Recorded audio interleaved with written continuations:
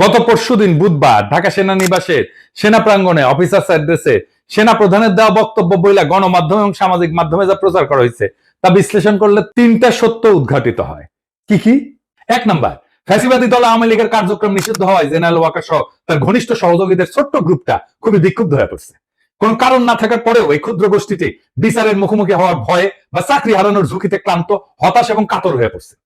দ্বিতীয়ত, সেই কারণে তারা অন্তর্বর্তীকালীন সরকারের সংস্কার কার্যক্রম, রোহিঙ্গা প্রত্যাবর্ষণের লক্ষ্যে গৃহীত পদক্ষেপ এবং জুলাই ঘোষণা এবং প্রক্লেমেশনকে বাধাগ্রস্ত করার উদ্যোগ নিছে।